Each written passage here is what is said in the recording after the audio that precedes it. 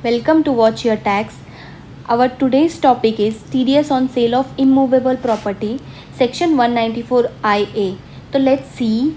First we'll see scope of section 194IA. Section 194IA is inserted from 1st June 2013.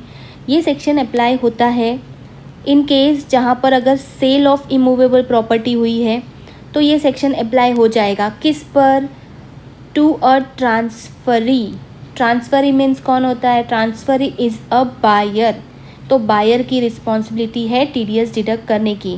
अब immovable property क्या होता है? Immovable property means building और land. तो building के अंदर क्या क्या आ गया? बिल्डिंग के अंदर आ गई residential property, shop. Land, land means क्या होता है? Any land other than agricultural land.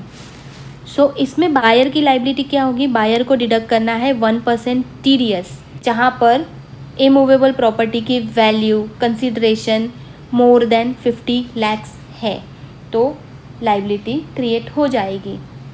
एक एग्जांपल देखते हैं. फॉर एग्जांपल एक प्रॉपर्टी है जो कि 70 लैक्स की है, तो इस पे टीडीएस पूरे 70 लैक्स पे डिडक्ट होगा, ना कि 20 लैक्स बैलेंस अमाउंट पे.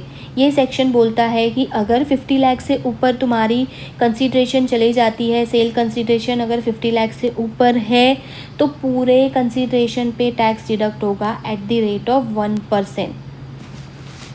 अगर पेमेंट इंस्टॉलमेंट्स में किया है तो टीडीएस ईच इंस्टॉलमेंट पे डिडक्ट होगा. सितंबर 2019 से एक चेंज आया था कि अगर आपको प्रॉपर्टी की वैल्यू डिटरमाइन करनी है तो उसमें क्या क्या ऐड होगा, प्रॉपर्टी से अटैच्ड है वो ऐड हो जाएंगे, जैसे कि car parking fees, club membership fees etcetera. Rate of TDS क्या है? Rate of TDS is 1% if PAN is provided. In case where PAN is not provided and TDS will be deducted at the rate of 20%. How to pay TDS? TDS कैसे pay करना है? TDS पे करने के लिए form 26Q भी use करना पड़ेगा, जो कि ये दिया हुआ लिंक है, इसमें से कर सकते हैं. और ये कब करना होता है? within 30 days from the last day of the month in which payment was made.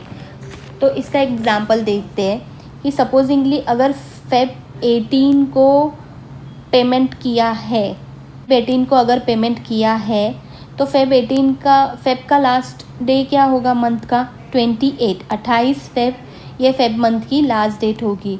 तो with in 30 days, that means before 30 मार्च ये पेमेंट करना होगा. पेमेंट करने के बाद क्या होगा? फॉर्म 16B जनरेट हो जाएगा. ये कहाँ से डाउनलोड कर सकते हैं? ये ट्रेसेस पोर्टल से कर सकते हैं या फिर ये लिंक से कर सकते हैं. इंपॉर्टेंट पॉइंट्स क्या है? गवर्नमेंट ने बायर को यहाँ पर एक रिलीफ दिया है कि immovable property is not a regular activity, और ये कोई भी पर्सन ये बार बार नहीं करता. तो इसीलिए गवर्नमेंट ने कहा है कि ट्रैन प्रोविजंस इन लोगों के लिए एप्लीकेबल नहीं होगा. बायर अपना पैन नंबर यूज़ करके भी टीडीएस पेमेंट कर सकता है. सेलर को क्या मिलेगा इस केस में? सेलर को मिलेगा फॉर्म 16B. जो भी टीडीएस बायर ने डिडक्ट किया है उसके अगेंस्ट में सेलर को फॉर्म 16B मिल जाएगा, जो कि उसके फॉर्म 26AS में रिफ्लेक्ट होगा. Cases where more than one buyer और सेलर, जहाँ पर मोर देन वन बायर और सेलर है उस केस में टीडीएस कैसे डिडक्ट होगा? Case where 2 buyers are there, तो प्रॉपर्टी इज़ ऑफ 90 लैक्स, तो 2 बायर, हर एक बायर बोलेगा कि मेरा 45 लैक्स है, 45 लैक्स है, तो टीडीएस की एप्लीकेबिलिटी नहीं आती बिकॉज ये 50 लाख से कम है. तो ऐसा नहीं है, पूरी प्रॉपर्टी का वैल्यू देखा जाएगा, that is 90 lakhs, and 90 lakhs पे ही टीडीएस डिडक्ट होगा. एंड केस जहाँ पर 2 बायर है और 2 सेलर है तो उस केस में क्या होगा? 4 26Q भी जनरेट होंगे, फाइल होंगे, 2 फॉर्म्स बाय ईच बायर.